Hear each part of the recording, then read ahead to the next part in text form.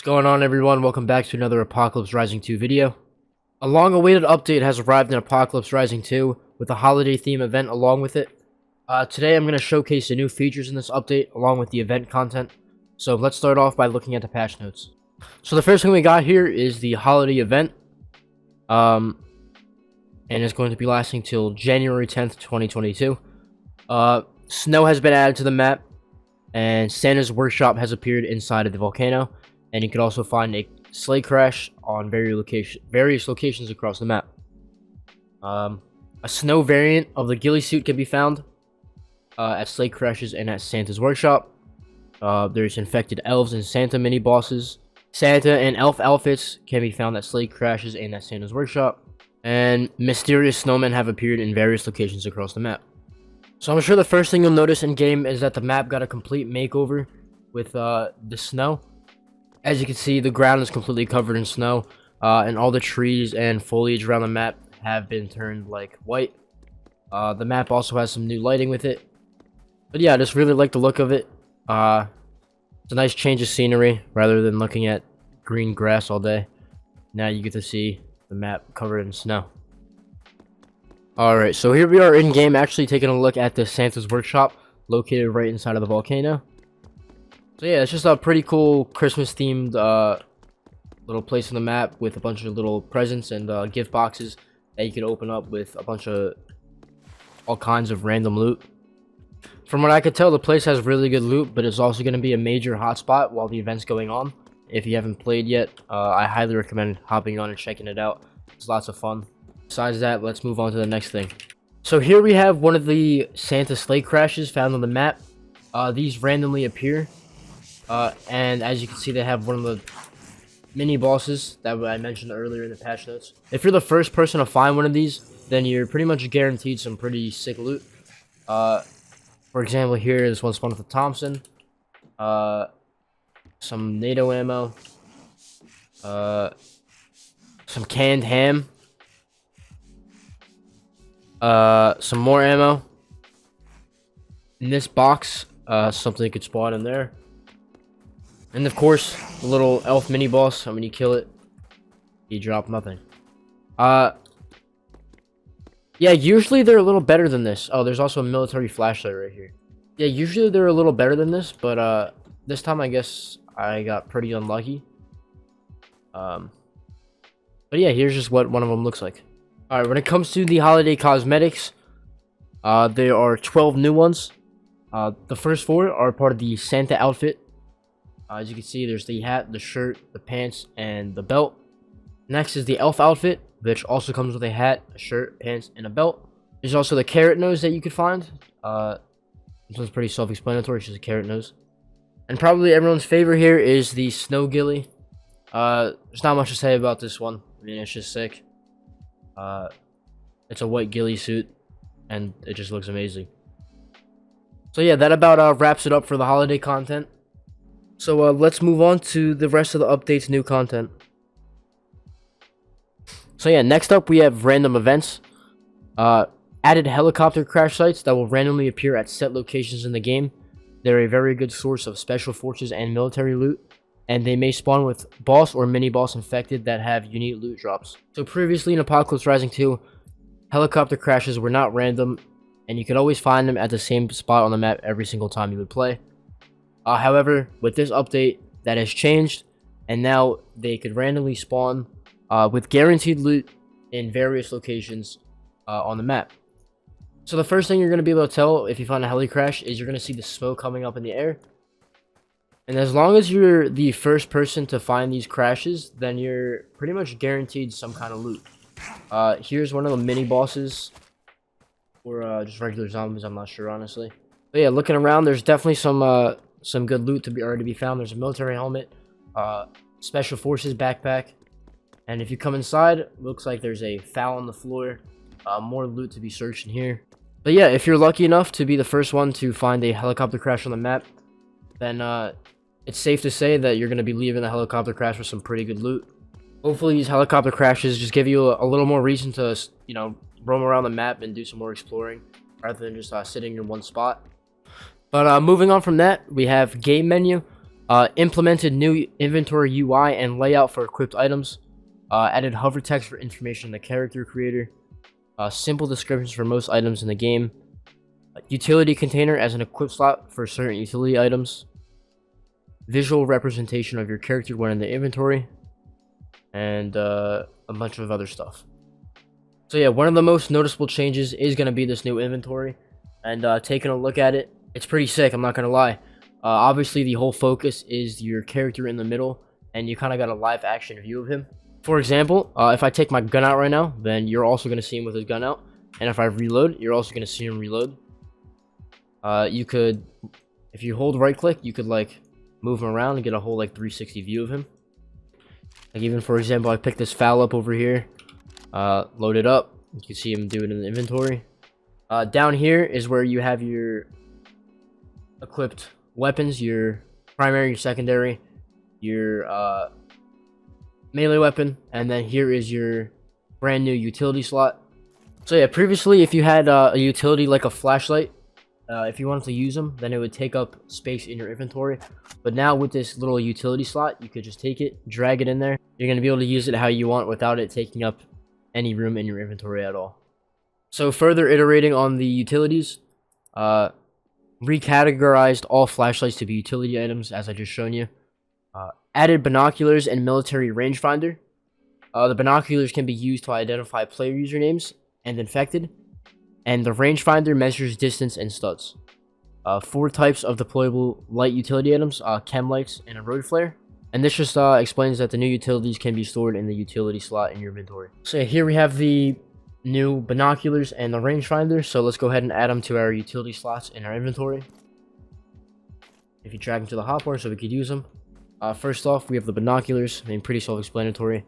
I don't have another player to look at right now, but if you were to have these out and you were to look at another player or a zombie, actually, yeah, let's go test them on a zombie. So I guess how you would go about this is first we gotta find a zombie over there. All right. Take your binoculars out, right click, and click on a zombie. I was gonna say identifying, and then that just says infected. I guess it's just a normal infected, that's why. If you go ahead and scan this military zombie, I guess instead, and identify it as an infected soldier, to make that distinguishment between the two different zombies. And I think he just nodded back at me. That was kind of scary. The rangefinder, on the other hand, is kind of like binoculars as well, but instead of having the ability to identify a player or a zombie, this just shows you how far or how many studs away is whatever you're looking at. So this rock, for example, is 740 studs away. And if I look to the left a little closer to this little pole, that's 680 studs away. So it's pretty good at getting a good view of how far you are away from something. Next up for character, there's nothing really to look at in game for these changes. Besides, you could sprint while consuming or using items. Includes medical items. Increase the minimum fall distance required to cancel item usage. Adjust to the turning speed of characters to be more snappy. Refactored a majority of the character and item controller systems. Fixed character arm animations and firearm animations being out of sync with the camera. So yeah, nothing too crazy. I guess the most notable change is this first one. You can now sprint while consuming or using items. But yeah, nothing crazy in terms of character changes. So yeah, next up is the infected overhaul. Probably one of the bigger parts of this update. There's new sounds for infected. Infected now require a short time to spot players before attacking. Attacking an idle infected with a melee weapon from behind will instantly kill it. This does not work on players, obviously. Changed infected stun animation to no longer reset if it was already stunned. So now you have to time your attacks to keep the infected stunned instead of just spamming. The infected are now attracted to noise and will attempt to search for its source. Crouching is silent, but running, sprinting, or using items may be heard at short distances. Infected will try to avoid obstacles or climb over them, including windows, furniture, fences, vehicle wrecks, and pretty much everything the player could climb over itself. Infected now have a chance to punch open doors and break windows. As you can see before, they could be identified while using binoculars. New infected animations, and fix and improve some cosmetics for infected. So I guess the best way to demonstrate these changes would to literally just go up to some zombies and do my best to explain how they work. So when a zombie sees me, I only want one to see me right now, so that's kind of the hard part. I don't want to deal with like a million zombies while I'm trying to explain something. I'll go for that guy. When a zombie sees me, the first thing they should do is an exclamation mark should appear above their head.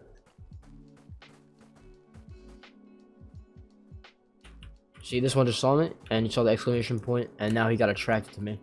So now he is just chasing my ass down.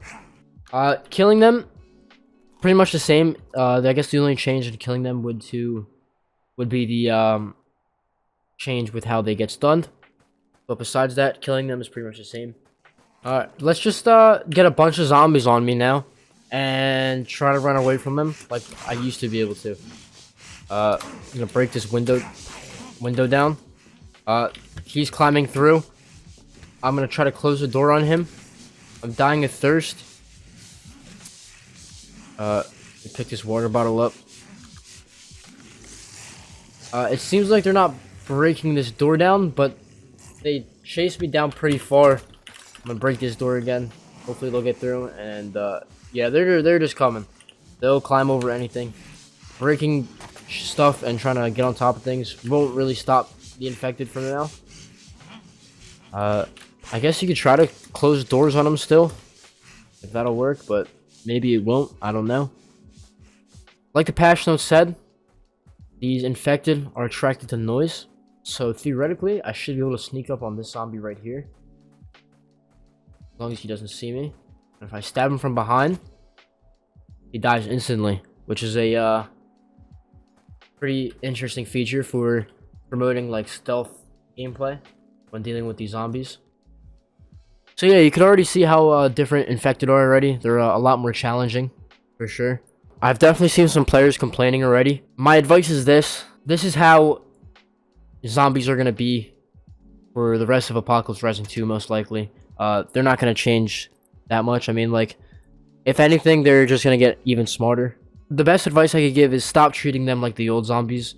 You're not going to be able to run away from them and jump over stuff and just kill them real easily anymore. You're going to have to work around them. You're going to actually have to take them down.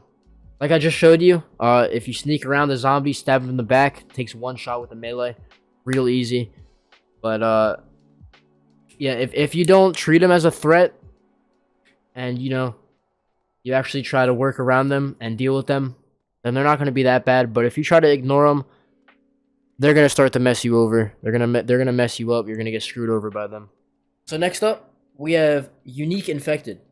Added dozens of new infected all over the map. Included common, unique, and boss/mini boss infected. Dozens of new outfits, loot drops, and spawn locations for infected. A variety of unique infected that may carry firearms and backpacks. Increased spawn chance for most boss and mini boss infected. Boss infected now deal 25 damage per hit. Mini boss infected now deal 20 damage per hit and may spawn alongside some bosses in groups or on their own. Boss and mini boss infected cannot be stunned.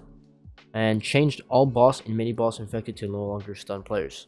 So previously, before this update, mini bosses were in the game, but they weren't that crazy. They were just zombies dressed up in a little unique outfit that spawned at certain places, and when you killed them, they had a chance to drop some loot.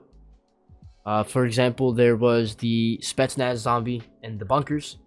That when you killed him, he had the chance to drop the PKM, and that was pretty cool, but it wasn't anything crazy.